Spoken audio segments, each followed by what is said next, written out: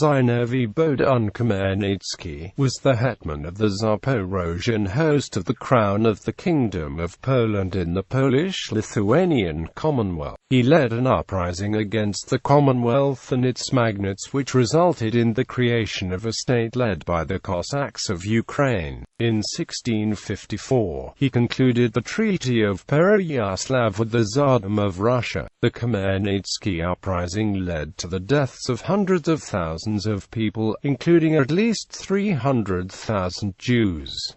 Early life. Although there is no definite proof of the date of Khmelnytsky's birth, Ukrainian historian Mikhailo Maximovich suggests that it is likely the 27th of December 1595. As was the custom in the Orthodox Church, he was baptized with one of his middle names, Theodore, translated into Ukrainian as Bohdan. The latest biography of Khmelnytsky by Smoley and Stepankov, however, suggests that it is more likely he was born on the 9th of November and was baptized on the 11th of November. Khmelnytsky was probably born in the village of Zaporozhian, near Hetman in the Crown of the Kingdom of Poland at the estate of his father Mikhailo Khmelnytsky. His father, a courtier of great Crown Hetman Stanislaw Olkiewski, was of noble birth and belonged to the clan Masalski Abdankasirokmla, but there has been controversy as to whether Bohdan belonged to the Shalokhta. Some sources state that in 1590 his father Mikhailo was appointed as a sotnik for the Korsun Hetman Starosta Yan Danilovich, who continued to colonize the new Ukrainian lands near the Dnieper River. According to the above-mentioned source, Mikhailo established Hetman and later his own family estates of Zaporozhian and Novoseltsi. Khmelnytsky identified as a noble, and his father's status as a deputy Starosta of Hetman helped him to be considered as such by others. During the uprising, however, Khmelnytsky would stress his mother's Cossack roots and his father's exploits with the Cossacks of the Sich. Khmelnytsky's early education cannot be documented. Several historians believe he received his elementary schooling from a church clerk until he was sent to one of Kiev's Orthodox fraternity schools. He continued his education in Polish at a Jesuit college, possibly in Pereyaslav, but more likely in Lviv, in the school founded by Hetman Olkiewski. He completed his schooling by 1617, acquiring a broad knowledge of world history and learning Polish and Latin. Later he learned Turkish, Tatar, and French. Unlike many of the other Jesuit students, he did not embrace Roman Catholicism but remained Orthodox. Service with Cossacks. Upon completion of his studies in 1617, Khmelnytsky entered into service with the Cossacks. As early as 1619 he was sent together with his father to Moldavia, when the Polish-Lithuanian Commonwealth entered into war against the Ottoman Empire. His first military engagement was a tragic one. During the Battle of Skora on the 17th of September 1620, his father was killed, and young Khmelnytsky, among many others including future hetman Stanislaw Konispolski, was captured by the Turks. He spent the next 2 years in captivity in Constantinople as a prisoner of an Ottoman Kapıdan Pasha. Other sources claim that he spent his slavery in Ottoman Navy on galleys as an oarsman, where he picked up a knowledge of Turkish languages. While there is no concrete evidence as to his return to Ukraine, most historians believe Khmelnytsky either escaped or was ransomed. Sources vary as to his benefactor, his mother, friends, the Polish king, but perhaps by Krzysztof Zaporozhian, ambassador of the Commonwealth to the Ottomans. In 1622, he paid 30,000 thalers in ransom for all prisoners of war captured at the Battle of Skora. Upon return to Zaporozhian, Khmelnytsky took over operating his father's estate and became a registered Cossack in the Hetman regiment. He was later promoted to Pisa. From 1625, he participated in several sea raids on Constantinople together with Zaporozhian Cossacks. In those raids he earned his title of Sotnik. During this period his widowed mother remarried to Belarusian noble vassal Stavitsky and moved to his estate, leaving Khmelnytsky in charge of Sabotiv. Within a year she gave birth to another son, Rihori. Later he took his mother's name, becoming known as Rihori Khmelnytsky. For a short time, the senior Khmelnytsky served as a consigliere to Hetman Mykolai Pototsky but departed relatively quickly after a personal conflict. Marriage and family. Bohdan Khmelnytsky married Hanna Somkivna, a daughter of a rich Pereyaslav Cossack. The couple settled in Sabotiv. By the second half of the 1620s, they had three daughters, Stepanida, Olena, and Katerina. His first son Timish was born in 1632, and another son Yuri was born in 1640.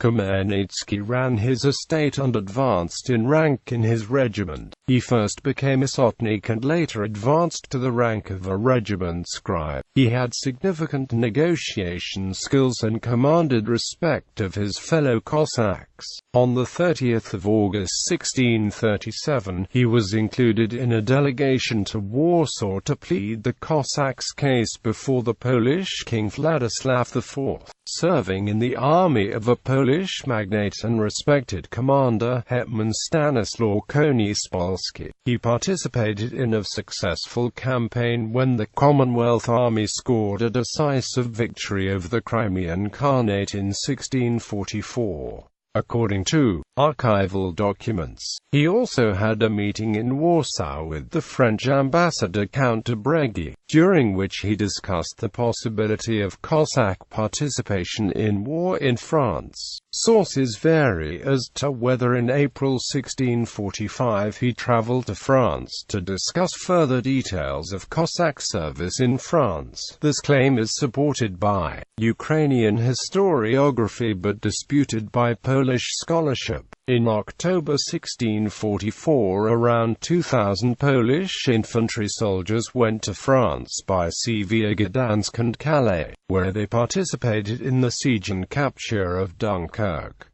Zaplinsky affair. Upon the death of magnate Stanislaw Konispolski, an advocate of fair treatment of Cossacks, his successor Alexander redrew the maps of his possessions.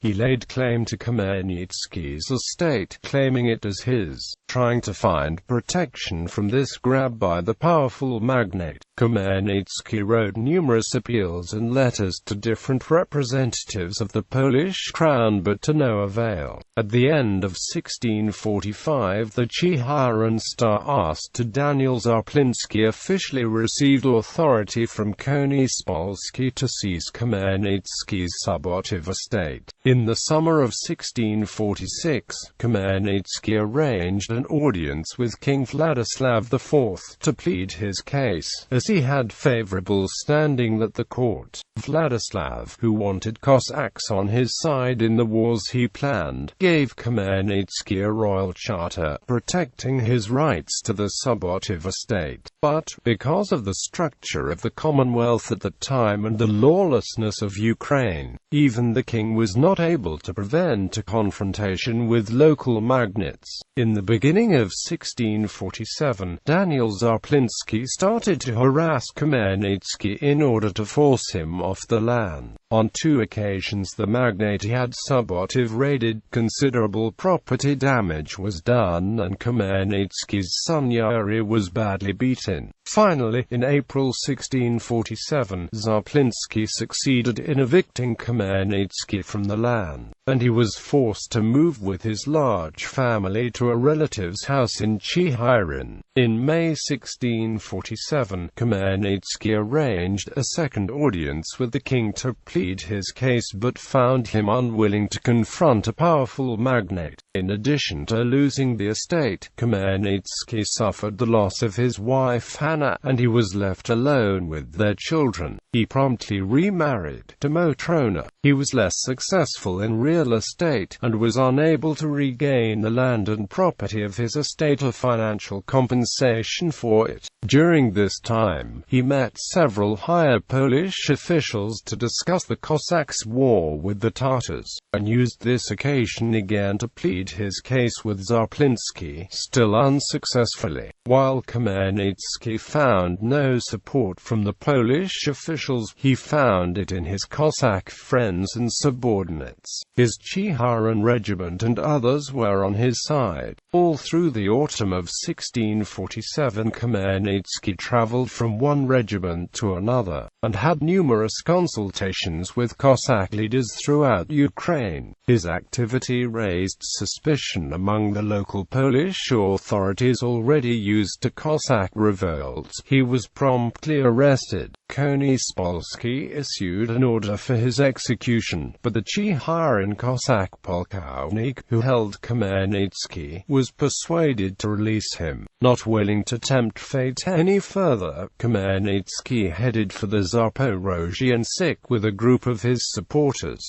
Uprising. While the Zaporozhian affair is generally regarded as the immediate cause of the uprising, it was only a catalyst for bringing a talented Cossack to lead actions representing popular discontent among the people of what is now Ukraine. Religion, ethnicity, and economics factored into this discontent. While the Polish-Lithuanian Commonwealth remained a union of two nations, if Poland and Lithuania, a sizable population of Orthodox Ruthenians, were ignored. Oppressed by the Polish magnates, they took the wrath out on Poles, as well as Jewish traders, who often managed Polish nobles' estates. The advent of the Counter-Reformation worsened relations between the Orthodox and Catholic churches. Many Orthodox Ukrainians considered the Union of Brest as a threat to their Orthodox faith. Initial successes. At the end of the year, Khmelnytsky finally made his way to the south to the estuary of the Dnieper River. On the 7th of December 1647, his small detachment, with the help of registered Cossacks who went over to his side, disarmed the small Polish detachment guarding the area and took over the Zaporozhian Host. The Poles' attempt to retake the Host was decisively fought off as more registered Cossacks joined his forces. At the end of January 1648, a Cossack Rada was called and Khmelnytsky was unanimously elected a Hetman. A period of feverish activity followed. Cossacks were sent with hetmans' letters to many regions of Ukraine calling on Cossacks and Orthodox peasants to join the rebellion. Khortytsia was fortified. Efforts were made to acquire and make weapons and ammunition, and emissaries were sent to the Khan of Crimea, Islam III Jure. Initially, Polish authorities took the news of Khmelnytsky's arrival at the Host and reports about the rebellion lightly. The two sides exchanged lists of demands. The Poles asked for Cossacks to surrender the mutinous leader and disband, and Khmelnytsky and the Rada demanded for the Commonwealth to restore the Cossacks' ancient rights, stop the advance of the Ukrainian Greek Catholic Church, yield the right to appoint Orthodox leaders of the Host and of the registered Cossack regiments, and remove the Commonwealth troops from Ukraine. The Polish magnates considered the demands an affront, and an army headed by Stefan Potocki moved in the direction of the Host. Had the Cossacks stayed at Khortytsia, they might have been defeated, as in many other rebellions. However, Khmelnytsky marched against the Poles. The two armies met on the 16th of May 1648 at Zynoviy, where, aided by the Tatars of Tugay, the Cossacks inflicted the first crushing defeat on the Commonwealth. It was repeated soon afterward, with the same success, at the Battle of Korsun on the 26th of May 1648. Khmelnytsky used his diplomatic and military skills. Under his leadership, the Cossack army moved to battle positions following his plans. Cossacks were proactive and decisive in the maneuvers and attacks, and most importantly, he gained the support of both large contingents of registered Cossacks and the Crimean Khan, his crucial ally for the many battles to come. Establishment of Cossack Hetmanate at Christmas in 1648, Khmelnytsky made a triumphant entry into Kiev, where he was hailed as the Moses, savior, redeemer and liberator of the people from Polish captivity. The illustrious ruler of Rus, the Patriarch of Jerusalem Paisius, who was visiting Kiev at this time, referred to Khmelnytsky as the Prince of Rus, the head of an independent Ukrainian state, according to the contemporaries. In February 1649, during negotiations in Pereyaslav with a Polish delegation headed by Senator Adam Kysel, Khmelnytsky declared that he was the sole autocrat of Rus, and that he had enough power in Ukraine, Podylia and Volhynia, in his land and principalities stretching as far as Lviv, Chelm, and Halych. I already did more than was thinking before. Now I will obtain what I revised recently. I will liberate out of the Polish war all of the Ruthenian people. Before I was fighting for the insults and injustice caused to me. Now I will fight for our Orthodox faith, and all people will help me in that all the way to Lublin and Krakow, and I won't back off from the people as they are our right hand. And for the purpose lest you won't attack Cossacks by conquering peasants, I will have 200,000-300,000 of them. The Polish envoys recognized that Khmelnytsky claimed to be a leader of the Zaporozhian Cossacks but also of Ukraine, and to the heritage of the Rus. A Vilnius panegyric in Khmelnytsky's honor said, "While in Poland it is King Jan II Casimir Vasa, in Rus it is Hetman Bohdan Khmelnytsky." After the period of initial military successes, the state-building process began. His leadership was demonstrated in all areas of state-building: military, administration, finance, economics and culture. Khmelnytsky made the Zaporozhian Host under the leadership of its hetman the supreme power in the new Ukrainian state and unified all the spheres of Ukrainian society under his authority.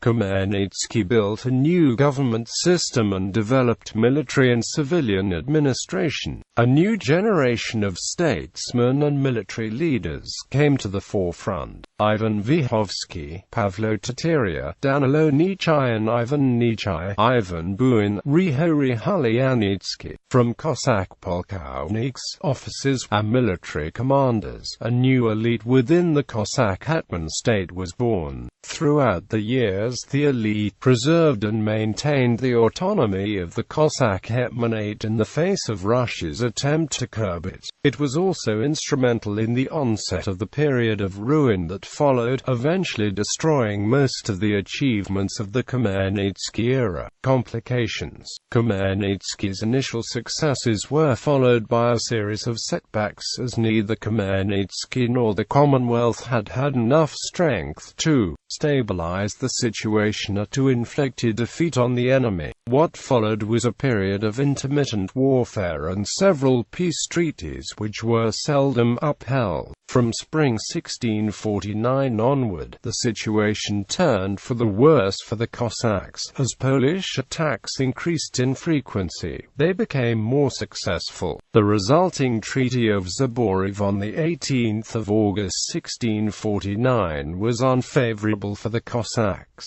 It was followed by another defeat at the Battle of Berestechko on 18 June 1651, in which the Tatars betrayed Khmelnytsky and held the hetman captive. The Cossacks suffered a crushing defeat, with an estimated 30,000 casualties. They were forced to sign the Treaty of Pereyaslav, which favored the Poland-Lithuanian. Warfare broke open again, and, in the years that followed, the two sides were almost perpetually at war. Now, the Crimean Crimean Tatars played a decisive role and did not allow either side to prevail. It was in their interests to keep both Ukraine and the Polish-Lithuanian Commonwealth from getting too strong and becoming an effective power in the region. Khmelnytsky started looking for another foreign ally. Although the Cossacks had established their de facto independence from Poland, the new state needed legitimacy in 17th-century Europe, which could be provided by a foreign monarch.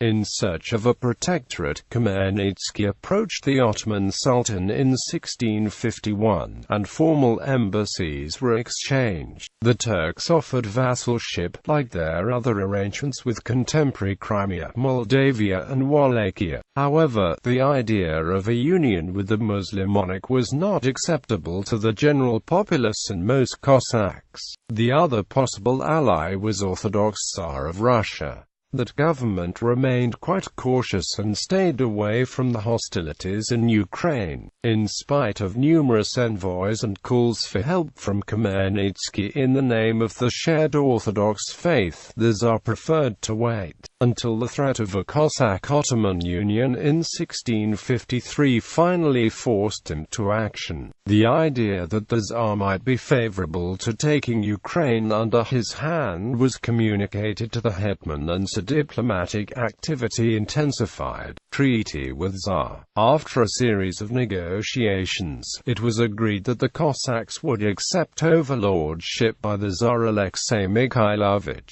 To finalize the treaty, a Russian embassy led by Boyar Vasily Buturlin came to Pereyaslav, where, on the 18th of January 1654, the Cossack Rada was called and the treaty concluded. Historians have not come to consensus in interpreting the intentions of the Tsar and Khmelnytsky in signing this agreement. The treaty legitimized Russian claims to the capital of Kievan Rus and strengthened the Tsar's influence in the region. Khmelnytsky needed the treaty to gain a legitimate monarch's protection and support from a friendly Orthodox power. Historians have differed in the reading of Khmelnytsky's goal with the Union, whether it was to be a military union, a suzerainty, or a complete incorporation of Ukraine into the Tsardom of Russia. The differences were expressed during the ceremony of the oath of allegiance to the Tsar. The Russian envoy refused to reciprocate with an oath from the ruler to his subjects, as the Cossacks and Ruthenians expected, since it was the custom of the Polish king. Khmelnytsky stormed out of the church and threatened to cancel the entire treaty. The Cossacks decided to rescind the demand and abide by the treaty. Final years. As a result of the 1654 Treaty of Pereyaslav, the geopolitical map of the region changed. Russia entered the scene, and the Cossacks' former allies, the Tatars, had gone over to the Polish side and initiated warfare against Khmelnytsky. Tatar raids depopulated whole areas of Ukraine. Cossacks, aided by the Tsar's army, took revenge on Polish possessions in Belarus, and in the spring of 1654, the Cossacks drove the Poles from much of the country. Sweden entered the melee. Old adversaries of both Poland and Russia, they occupied a share of Lithuania before the Russians could get there. The occupation displeased Russia because the Tsar thought to take over the Swedish Baltic provinces. In 1656, with the Commonwealth increasingly war-torn but also increasingly hostile and successful against the Swedes, the ruler of Transylvania, George II Rákóczi, also joined in. Charles X of Sweden had solicited his help because of the massive Polish popular opposition and resistance against the Swedes. Under blows from all sides, the Commonwealth barely survived. Russia attacked Sweden in July 1656, while its forces were deeply involved in Poland. That war ended in status quo 2 years later, but it complicated matters for Khmelnytsky, as his ally was now fighting his overlord. In addition to diplomatic tensions between the Tsar and Khmelnytsky, a number of other disagreements between the two surfaced. In particular, they concerned Russian officials' interference in the finances of the Cossack Hetmanate and in the newly captured Belarus. The Tsar concluded a separate treaty with the Poles in Vilnius in 1656.